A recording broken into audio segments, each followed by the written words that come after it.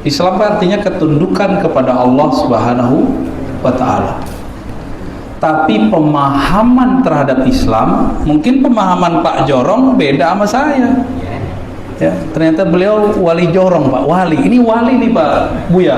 Antum nyari wali, ini wali. Wali ya. Iya.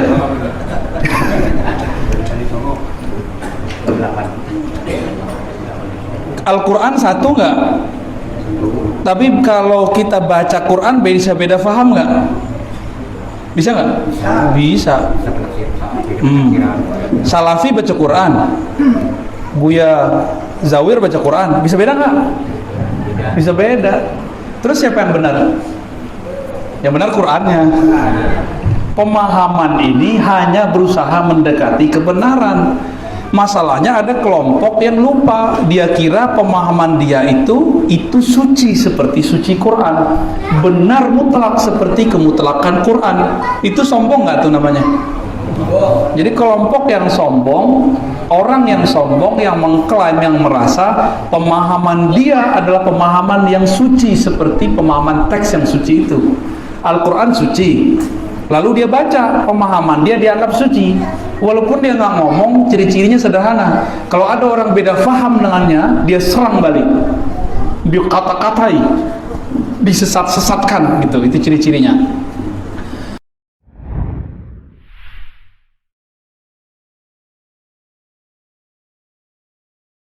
Dakwah salafiyah dituduh sebagai orang-orang yang merasa suci, sudah pasti masuk surga, megang kuncinya surga. Selain salafi dianggap sesat, dianggap salah, dianggap keliru, atau dianggap fix penghuni neraka.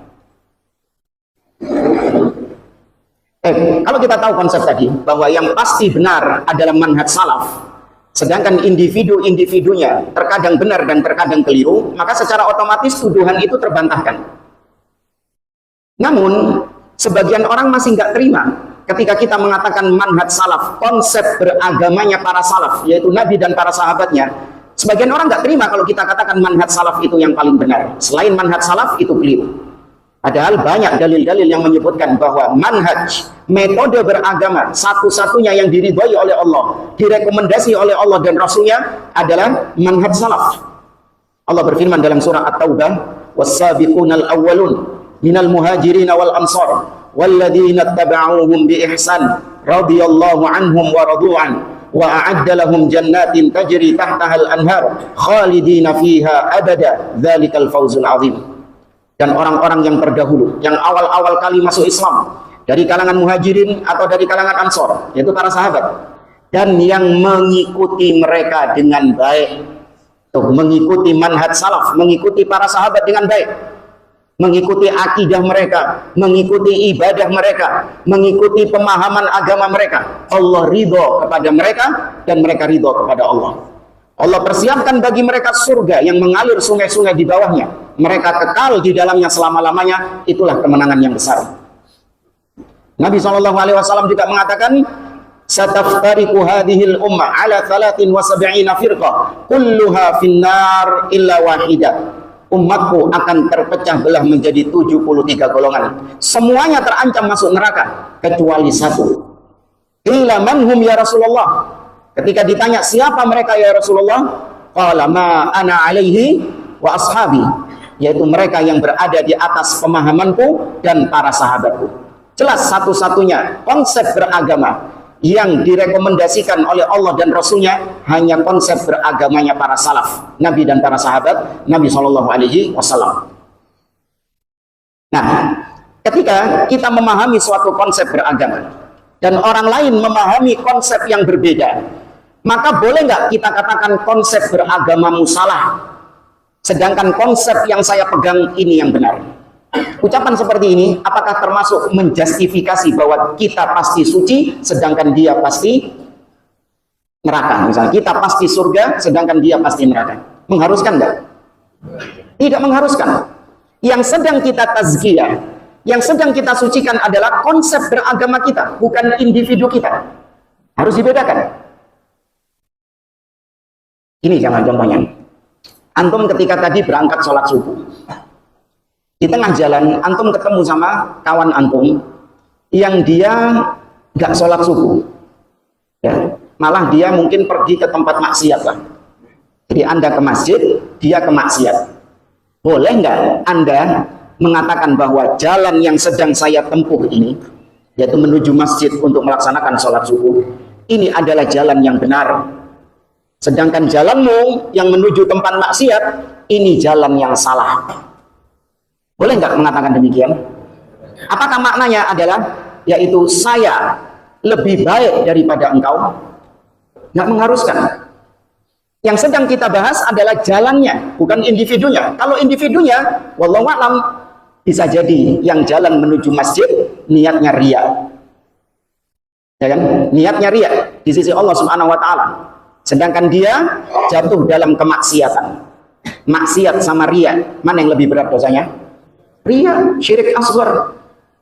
Tuh, kalau dilihat secara individunya, bisa jadi yang ke masjid buruk daripada yang bermaksiat. Tapi jangan kemudian jalan menuju masjid dikatakan jalan yang salah gara-gara ada potensi riya. Jangan ke masjid. Kenapa? Karena bisa jadi nanti riya. Loh, apa sih? Tetap kita katakan jalan yang terbaik mana? Ke masjid atau ke tempat maksiat? Masjid. Contoh yang kedua. Anda menerapkan pola hidup sehat.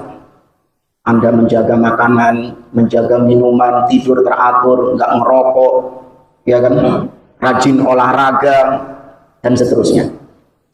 Sedangkan kawan Anda, dia tidak menjaga pola hidup sehat. Suka begadang, merokok, makan itu nggak diatur sama dia, semua dimakan sama dia. Ya. Terus pokoknya hidupnya nggak teratur. Boleh nggak Anda yang tadi menjaga pola hidup sehat mengatakan kepada dia, wahai fulan, pola hidupmu itu nggak sehat, pola hidupmu itu salah. Sedangkan pola hidupku ini pola hidup yang benar. Boleh nggak orang mengatakan demikian? Boleh. Bukan berarti kita mengatakan saya lebih sehat daripada engkau. Beda ya. Ucapan seperti itu tidak melazimkan bahwa saya lebih sehat daripada engkau. Karena urusan sehat nanti kita cek di rumah sakit. Nah, nanti kita cek di rumah sakit. Ternyata ketika dicek, yang menjaga pola hidup sehat ternyata kolektor penyakit. Iya, setelah dicek di rumah sakit, yang menjaga pola hidup sehat, diabetes, kolesterol, asam urat, punya penyakit jantung. Sedangkan tadi yang nggak menjaga pola hidup sehat, yang merokok, begadang, makan sembarang apa dimakan sama dia, setelah check up ternyata tidak ada satupun penyakit yang ada padanya. Bisa enggak? Bisa. Tapi jangan gara-gara peristiwa ini Anda jadi mengikuti pola hidupnya dia. Oh, kalau gitu saya niru dia saja. Ya kan? Kalau gitu saya mulai sekarang merokok saja. Mulai sekarang saya makan tanpa batas. Benar nggak kayak gini? Ya, benar. Maka demikian juga dengan ahlus sunnah, dengan ahli bidah. Ketika Anda memahami suatu konsep, suatu akidah, yang akidah ini, konsep beragama ini, Anda punya bukti bahwasanya akidah ini adalah akidahnya Nabi SAW. Akidah ini adalah akidahnya para sahabat. Ada dalil-dalilnya, ada riwayat-riwayatnya bahwasanya apa yang aku pegang ini, jalan yang aku tempuh ini adalah jalannya Nabi dan para sahabat-sahabatnya. Sedangkan fulan, dan fulan, jalan yang sedang dia tempuh justru bertentangan dengan jalannya Nabi dan para sahabat-sahabatnya. Maka boleh kita katakan bahwasanya jalanmu keliru, jalanmu salah, cara beragamamu ngawur. Boleh. Namun individu-individunya ini yang tidak boleh kita vonis. Paham jemaah? Ya, terbantahkan tuduhan orang-orang yang menuduh dakwah salafiyah adalah megang kuncinya surga. Enggak, kita tidak pernah menganggap diri kita suci. Ya, kalau ada seorang yang menganggap saya sudah pasti masuk surga, fulan sudah pasti masuk neraka, ini justru menyimpang dari manhaj salaf. Karena itu dilarang. Allah Azza wa Jalla mengatakan wala tuzakku anfusakum huwa a'lamu biman ittaqa. Jangan kalian mentazkiyah diri kalian sendiri, menganggap suci diri kalian sendiri. Allah yang lebih tahu siapa di antara kalian yang bertakwa kepadanya. Ya, maka nggak boleh mentazkiyah diri sendiri. Tapi yang kita tazkiyah apanya tadi? Konsep salaf, manhaj salaf. Ini yang kita tazkiyah, pasti benar, nggak mungkin ada kekeliruan.